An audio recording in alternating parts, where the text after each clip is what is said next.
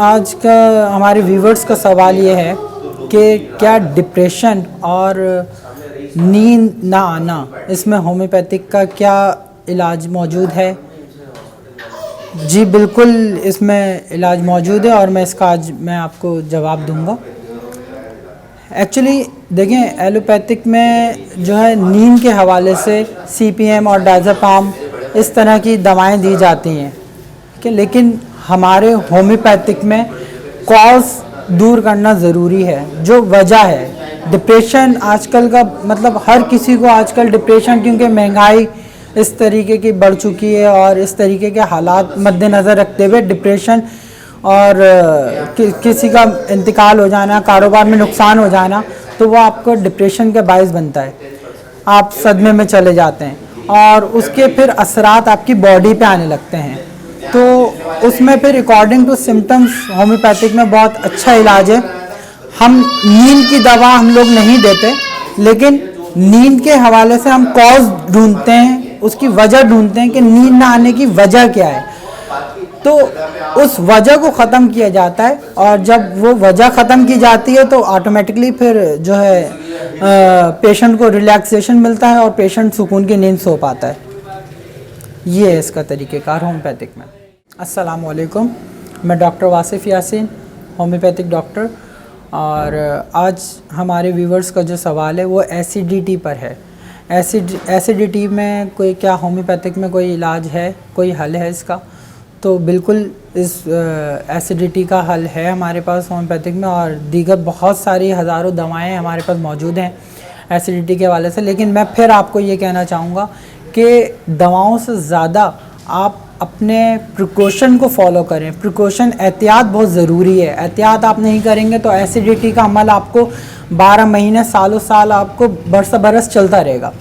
तो एसिडिटी का दवाएं सही है अपनी जगह, दवाएं ज़रूरी हैं, लेकिन मैं समझता हूं कि आप अगर प्रिकॉशन को अच्छे से फॉलो करते हैं तो आपको दवा की ज़्यादा ज़रूरत नहीं पड़ेगी। एक लॉन्ग टर्म आपको खाने की ज़रूरत नहीं पड़ेगी। उसकी वजह यह है कि अगर आप प्रिकॉशन अच्छे से फॉलो करते हैं, मिसाल के तौर पे पानी आप खाने से पहले पिएँ, खाने के बाद पानी ना पिएँ, ठीक है।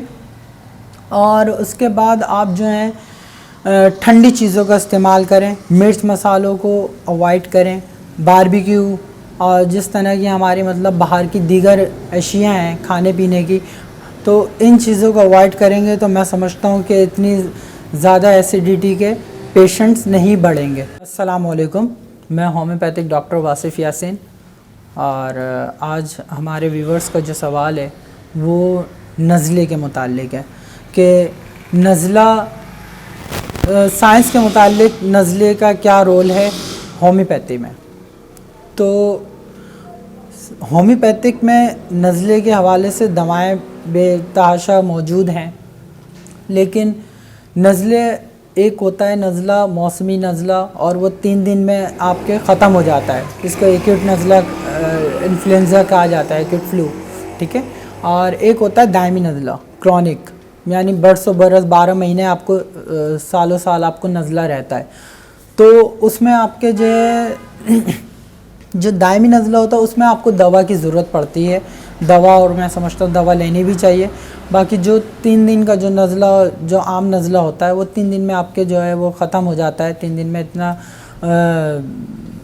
दवा की इतनी ज़रूरत नहीं पड़ती और वो नज़ला खुद ब खुद सही हो जाता है।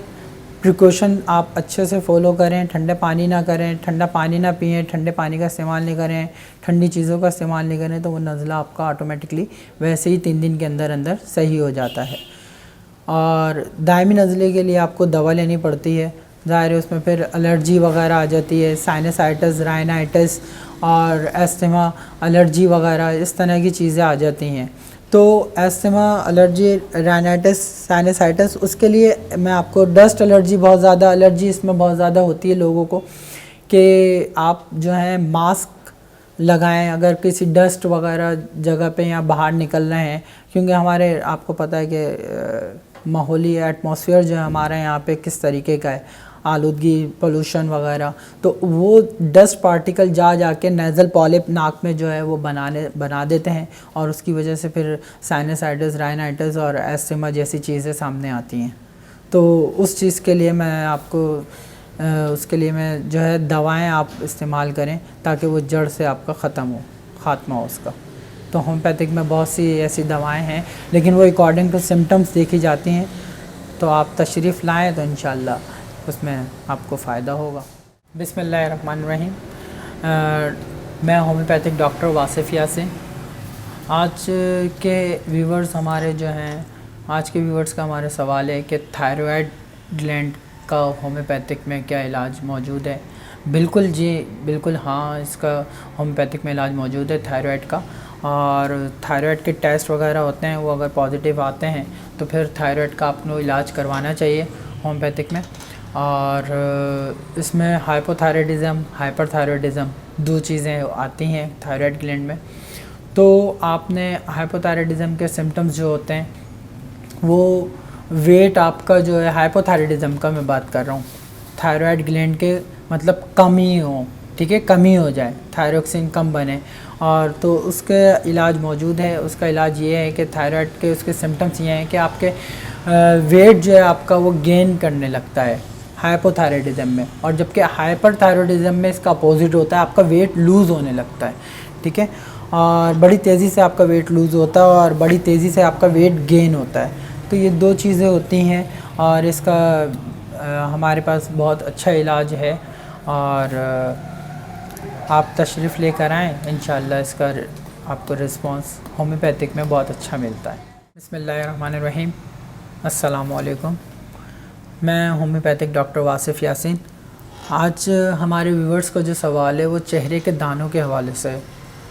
क्या चेहरे के दानों का होम्योपैथिक में इलाज मौजूद है? जी हाँ, बिल्कुल होम्योपैथिक में इलाज मौजूद है इसका।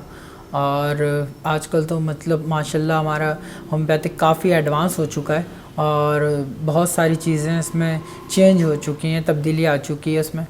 और सबसे पहले आप जो है फेस को अपने क्लीन करें। फेस जब भी आप कहीं बाहर से आते हैं, डस्ट वगैरह होती है चेहरे पे, तो चेहरे को आप फेस को ज़रूर वॉश करें, अच्छे से पानी से धोएं और साबुन का इस्तेमाल करें, ठीक है। और फेस वॉश, होम्योपैथिक का फेस वॉश है हमारे, वो आप इस्तेमाल करें उसके बाद। और चेहरे पे दानों के लिए हमारे पास बहुत सारी मेडिसिन हैं अवेलेबल, लेकिन अब दाने की कंडीशन होती है, दाने की जो शेप होती है वो मुख्तलिफ़ किस्म की होती है। पस फॉर्मेशन वाले भी होते हैं, ड्राई भी होते हैं, तो मॉल की शक्ल में भी होते हैं, तो वॉट्स की शक्ल में भी होते हैं, मस्से हो जाते हैं। तो उनके लिए फिर अलग अलग दवाएं हम अकॉर्डिंग टू सिम्टम्स जो है होम्योपैथिक में दी जाती हैं। तो उसका इलाज आप हमारे दिए हुए नंबर, जो हमारा स्क्रीन पर जो नंबर चल रहा है उस पर आप हमसे कांटेक्ट कर सकते हैं। और बराए मेहरबानी हमारे जो है चैनल को लाइक एंड सब्सक्राइब करें। बिस्मिल्लाहिर्रहमानिर्रहीम। अस्सलामु अलैकुम। मैं डॉक्टर वासिफ़ यासीन। आज हमारे व्यूवर्स का जो सवाल है वो कैल्केरिया फ्लोर के हवाले से है, जिसको कैल्शियम फ्लोराइड भी कहा जाता है। तो मैं आज इस मेडिसिन के हवाले से आपको थोड़ा दीगर अलामात, उसकी मोटी मोटी अलामात मैं आपको बताऊंगा। उस हवाले से कैल्केरिया फ्लोर क्या है और क्या इसका फंक्शन है हमारी बॉडी में। एक मैं आपको मिसाल देता हूँ। एक जैसे ये बायोकेमिक साल्ट है हमारे सुशलर का, तो ये 6x में, 12x में, 3x में इसमें अवेलेबल है, और 30, 200, 1 mcm बहुत सारी इसकी पोटेंसियाँ होती हैं और पावर होती हैं। तो ये इसका एक लेवल होता है बॉडी में हमारे कैल्शियम फ्लोराइड का, एक दरमियानी मतलब एक बैलेंस होता है। ये कम होगा तो भी मसला है, ज़्यादा होगा तो भी मसला है। जिस तरीके से मैं आपको एक एग्जांपल देता हूँ, सोडियम कम होगा तो आपका बीपी लो होगा, सोडियम ज़्यादा होगा तो बीपी हाई होगा, ठीक है।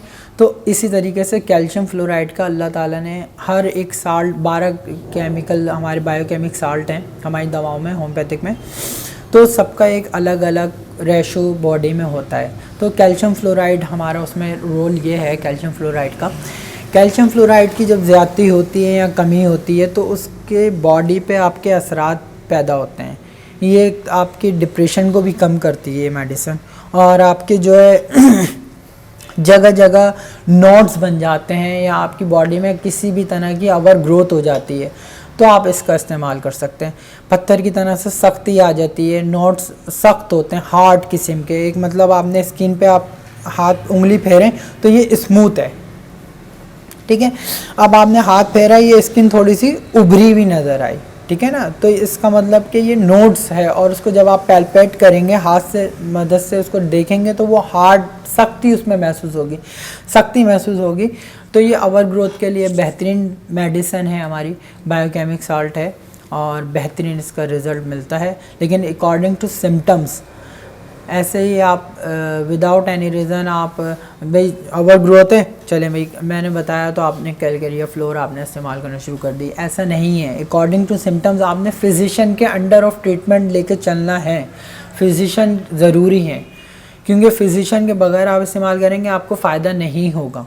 कैल्शियम फ्लोराइड बहुत अच्छा साल्ट है, बहुत अच्छी मेडिसिन है, तो आप इस्तेमाल कर सकते हैं, लेकिन फिजिशियन के अंडर ऑफ ट्रीटमेंट आप इस्तेमाल करेंगे, ठीक है। और आप बराए मेहरबानी, आपको अगर हमसे इलाज करवाना है तो दिए हुए स्क्रीन पे आपके नंबर चल रहा है, तो आप उस पर हमसे कांटेक्ट करें और हमारे पास तशरीफ़ लेकर आएँ। इंशाअल्लाह अल्लाह ताला बेहतर करेगा। और हमारे चैनल को लाइक एंड सब्सक्राइब ज़रूर करें।